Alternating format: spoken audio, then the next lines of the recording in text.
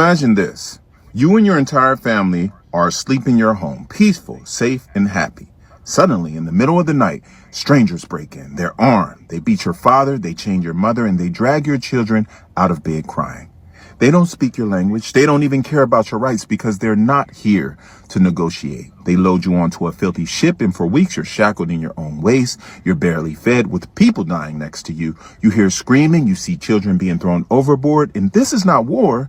This is business. When you reach their land, they sell you like cattle. Your family's ripped apart forever. Your name is taken. Your language is forbidden, and your God is erased. And your body, well, it belongs to them now. You will be worked until you die, and your children will be born into the same horror. Your grandchildren will never know freedom, and 400 years later, their descendants will look at your descendants and say, "Why can't y'all just get over it?" The transatlantic slave trade wasn't just bad. It was a multi-century genocide masked in economics. It wasn't just physical slavery. It was a erasure of entire cultures, families, languages, and futures for profit. If that had happened to your family, would you just move on? All right, shalom, shalom. First and foremost, I want to give all praise, honor, and glory unto Yahweh, Bahashem, Yahweh Shai, Bahashem, Rachakwadash. Double honors to the elder apostles and the elder bishops of Great Millstone who rule very well, very beautifully. Double salutations to the Akim out here pushing his gospel in truth and in sincerity to the best of their ability given to them by Yahweh, Bahashem, Yahweh Shai. Peace, blessings, and salutations be unto the elect scattered abroad. May the election of Yahweh, Bahashem, Yahweh Shai, Lord willing, fall upon your houses. There's the brother Quana Watt from the Arizona Great Millstone Camp. Come back at you, Lord will, with edifying lesson to the spirit and power of Yahweh, Bahashem, Yahweh Shai, Lord will. It is edifying, Lord will. It is straight to the point. But the title of this lesson is going to be Never Forget the Zong Massacre. And as you've seen in the video, right, you had a gentleman basically talking about, not forgetting, or going over, right, the slave trade, right, and trying to, basically put it in perspective, right, for someone to understand,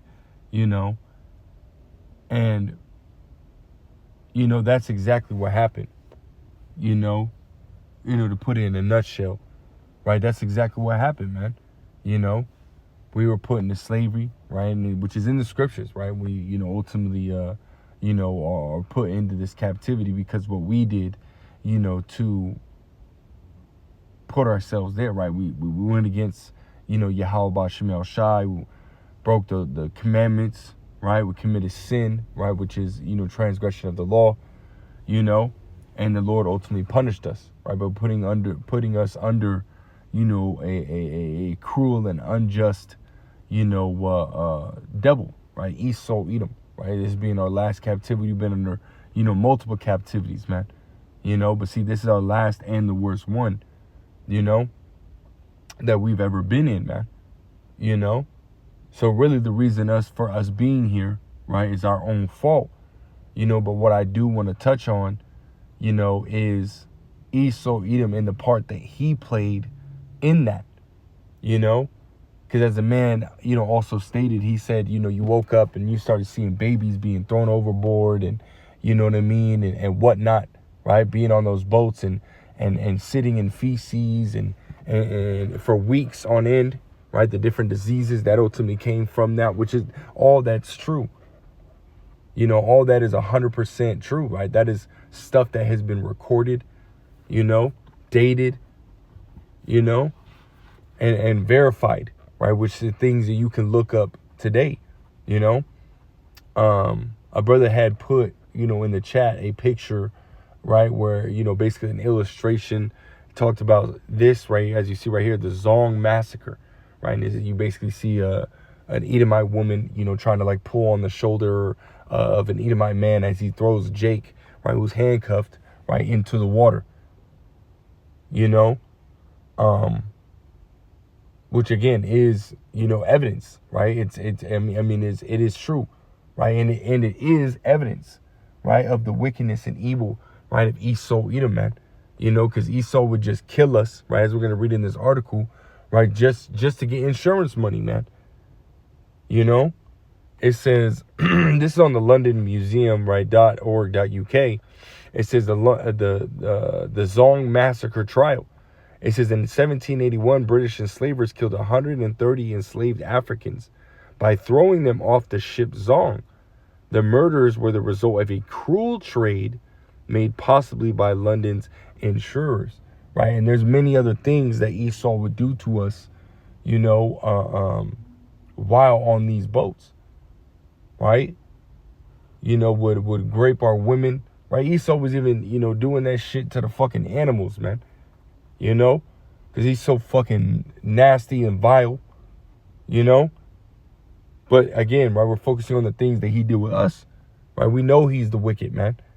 You know, all we're doing at this point is bringing out the different, you know, pieces of evidence, you know, of his wickedness, right? Which will ultimately further, you know, his destruction, right?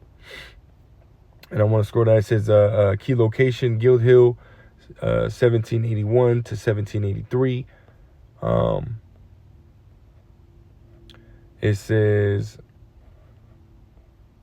ensuring murder, right? As the ship Zong sailed from West Africa to Jamaica in 1781, sickness spread among the crew and the roughly 470 enslaved Africans they held aboard, which it wasn't Africans, right, that they held aboard, right? When you go back, you know, in the scriptures, right, going back to 70 AD, you had Israelites that fled, right, to, you know, the western northern parts, you know, of you know, Africa, right? Mainly the western parts of Africa, right, over there in Ghana and so on and so forth, you know. So these were Israelites, man. When they say, you know, that the Africans were selling themselves, no, they weren't, right? You had Hamites, which are the Africans, right, selling Israelites, right? They were selling Israelites, which today would be the so-called blacks, Hispanics, and Native Americans, man, right? As well as the, you know, the speckled bird, the Israelite foreigners. You know, they were selling us, right? And thence, you know, came, you know, the transatlantic slave trade, right? You know, starting around the 1600s, right? 1619, right? So it's Israelites on board, right? It says, worried about their profits, the crew threw 130 of the Africans, which are again Israelites, into the water, killing all of them. The enslavers had insured their cargo, so they claimed compensation for the loss. So we weren't considered humans, right? We weren't considered, you know, to be human beings. We weren't treated, bro. We were, you know, the way they treated us. Again, we weren't able to, you know, clean ourselves. You know, we slept in the same place that we shit and pissed. You know, excuse my French. Man, Esau did us fucking bad, bro. You know, it says that claim was challenged by the insurers in a London trial, which spread the word of the massacre. Anti-slavery campaigners used the case to highlight the brutality of treating people as goods, but nobody was ever prosecuted for the murders. Of course. Why? Because Esau acquits himself, which we see today, right? Esau, you know, acquits himself, you know, of these different heinous crimes that he commits against Jake, right? Whether it be a cop, right? Some random ass fucking, you know, Edomite boy that goes to a whole state he don't need to be in, right? And shooting people up and gets away with it. You know, if I'm not mistaken, his name being Dylan Raouf, you know, he was ultimately treated as, you know, a petty criminal, right? Doing a petty crime, like stealing a fucking Snickers when he went into a church and downed 9 Israelites, 9 so-called blacks, right, in the so-called black church. You know, that's how they do us, man. You know, they're really not even, you know, they're in their eyes, right, they're not criminals, right? But Esau is the ultimate criminal, man. The ultimate criminal. You know? It says, coming 20 years before the British trade is enslaved Israelites was abolished, the Zong massacre and the following trial shows us how the trade relied on London's insurers and the cruel calculations it produced. And it's not the slavery was never abolished, right? It just ultimately changed its clothes in a sense, man. Right now it looks different, you know. Let's drop down. Right, see, you know, brothers, you know, have these pictures, man. You know, some brothers have them, you know, at the camps and whatnot. Right, it just shows you, man. They littered these boats full of people, man. 470 slaves, right, plus the crew, right, and it shows you right there, man. You know, this is how they did us. Right? It says the Zong's journey. It says Zong was a British-owned ship. In August 1871, it left Ghana in West Africa and headed for Jamaica. The ship was carrying around 470 enslaved people held in terrible conditions. Right? Terrible conditions. Right? Let's look up that word terrible real quick.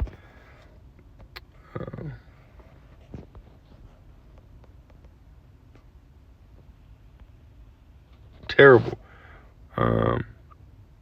It says causing terror that excites or is fitted to excite awe or dread, filled with fear.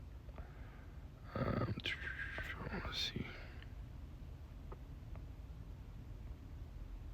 see. Great, severe.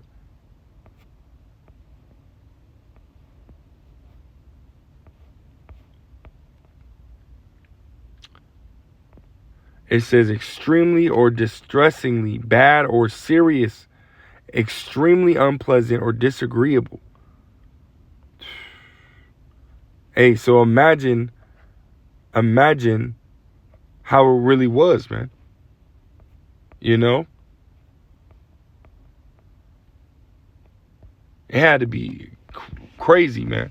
Right? It says the ship was carrying around 470 enslaved people held in terrible conditions, controlled by a crew of just 17. It was twice the number the ship was designed for. So they were trying to get all the money, man. You know? It says the plan above shows a Liverpool's. It's like, yeah. It says the plan above shows a Liverpool slaver ship and the regular level of crowding during the weeks-long journeys. Men were shackled below deck for most of the journey, recalling his own journey as an enslaved person. Uluda Quino described the loathsome smells, the chains, the filth, the shrieks of the women and the groans of the dying. You know, they had disease running rampant, right? It says the massacre. It says weeks into the trip, 60 of the enslaved Israelites had died of sickness, plus 7 of the crew. With the illness spreading, more were predicted to die. It says the shipmasters, Luke Collingwood, knew that if the enslaved Israelites died of natural causes before they could be sold, they wouldn't make as much money. But their insurance policy covered emergencies. If enslaved people were thrown into the water to protect the safety of those on board, the crew and owners could be paid compensation. So they were worried about money. They're like, you know what, we're going to fucking kill these motherfuckers, right? We're going to enslave them, right? We're going to beat them, right? We're going to, you know, do all different types of shit to them, right? And then, you know what, we're going to kill them so we can get money out of them, right? It says over 3 days, 133 enslaved people were sent to their deaths.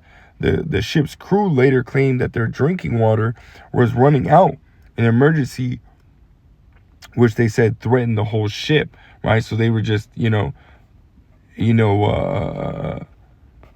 finding reasons, right? In a sense, they could have been running out of water, but finding reasons, right, to throw us overboard, you know? Just cause, right? He's so fucking damn devil, man. And he's done more than this, man, right? This isn't it, right? I had a series a while back, called the Black Massacre, and I went into the different spots over on the East Coast and, in the down south, just a few of them, you know what I mean?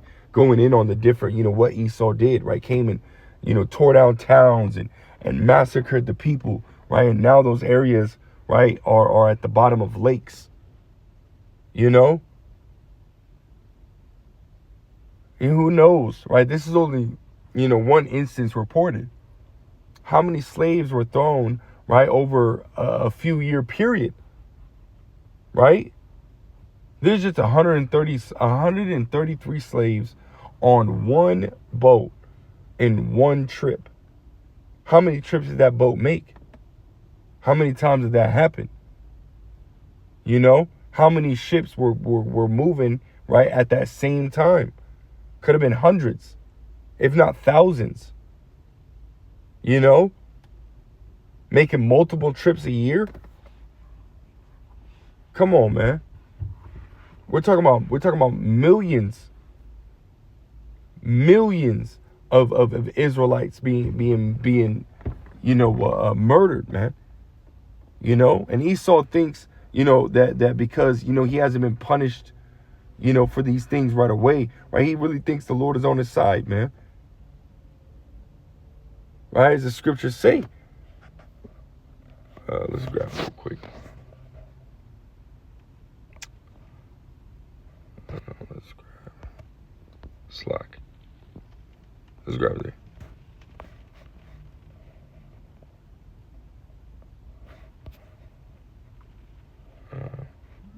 Why is it not letting me?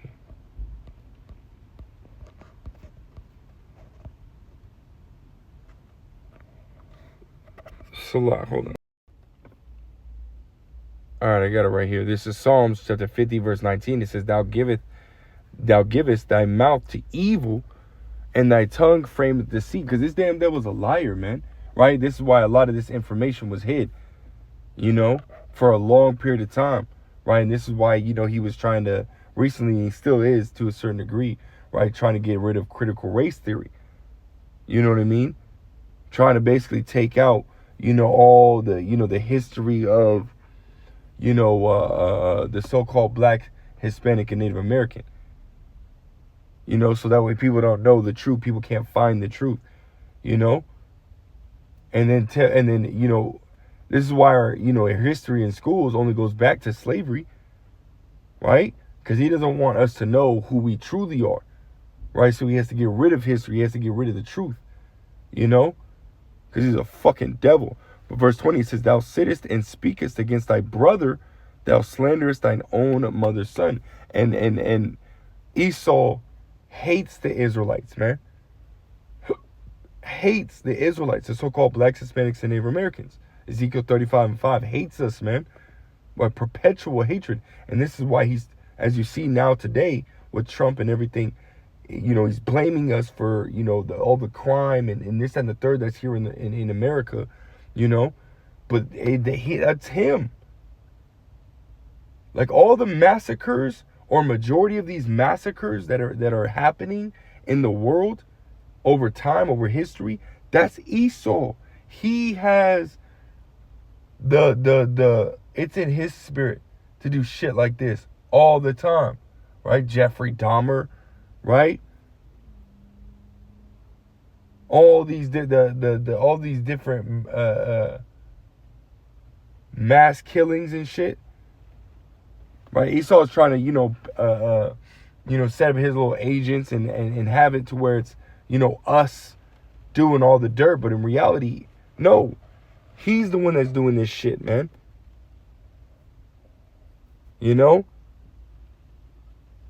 Again, Esau trying to make it like we're the ones doing this shit. No, he is.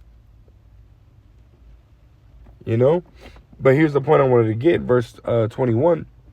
These things hast thou done, and I kept silence. Right? The Lord is allowing you to build up that rap sheet, right? It says, Thou thoughtest that I was altogether such as one as thyself. Like the Lord's on your side. Which ain't true. Right? It says, But I will reprove thee and set them in order before thine eyes. And see, that's happening right now. Right? Beginning with the elder apostles of Great Millstone, the true prophets of Yahweh Hashem El Shai on down. Right? To young brothers such as myself. and being set in order, right? And the Lord, right, is really starting to, reprove Esau, man. He's losing, man. He's losing bad in the world, man. Esau, you over here thinking that the Lord is on your side, but see, the Lord's not on your side, man. Because all the different things that you did, to his anointed, right? The Israelites, right? First and foremost, Yahweh Shai, right? And then the Israelites, you're going to have to pay for, right? The Lord remembers all those things, right? Psalms, what was that, 119 or 109? Is it 109? Yeah, 109 in verse 14, it says, let the iniquity of his fathers be remembered with the Lord, right? A lot of you Edomites, Edomites today, you'll sit there and say, hey, I didn't do those things,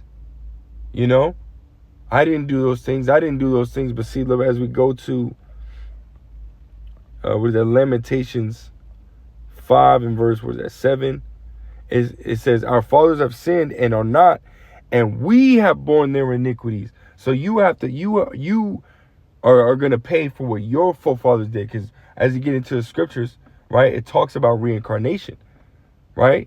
So in a sense, you are your fathers. So you're going to have to pay for that. Pay for everything you motherfuckers did, So there's no way you're going to get away with it, at all. Psalms 109 and verse 14 again, it says, let the iniquity of his fathers be remembered with the Lord, and let not the sin of his mother be blotted out. So it's not going to be, your Lord's not going to acquit you devils, man. Lord said what? He will not at all acquit the wicked. So you're just going to have to take that shit, man. It says, let them be before the Yahweh continually. The Lord is continually meditating upon the wickedness that you have done, because you do it every day, right? Scriptures say that you sleep not, lest he cause them to fall. So you're constantly committing wickedness, man. Every single day, multiple times a day. That's just in your nature, right? You think you're getting away with it, but that's not the case, right? It says that he may cut off the memory of them from the earth. And that's what's going to be your end goal. Psalms, the 52nd chapter, right? The Lord is going to completely destroy you, eradicate you from off of the earth forever, right? It says what? Verse 16, because that he remembered not to show mercy, James, the 2nd chapter, he shall have judgment without mercy to him that have shown no mercy, right? So you're going to have straight up judgment, man. And you're going to have to drink of that cup and drink it all the way down. It says, but persecuted the poor and needy man, that he might even slay the broken in heart. That's right, man. You're going to have to pay, man. Drastically, And I'll close out with this. In Obadiah, in verse 15, it says, for day of Yahweh is near upon all the heathen. As thou hast done, it shall be done unto thee. Thy reward shall return upon thy own head. For as ye have drunken upon my holy mountain, so shall all the heathen drink continually. Yea, they shall drink, and they shall swallow down, and they shall be as though they had not been. Right? And that's starting with Esau, Edom. And you are going to be as if you have not been, right? Destroyed, completely eradicated from existence. All the rest of the nations, man, they're going to be forever tributary to us, but you'll be destroyed forever. That is going to be your punishment, man. But that's all I got. Lord wills, edifying, Lord will, straight to the point. I want to give all praise, honor, and glory unto Yahweh, Bahashim, Yahweh Shai, Bahashim, Rechak, Wadash, double honor to the elder apostles, the bishops, great millstone. Till next time, I say shalom.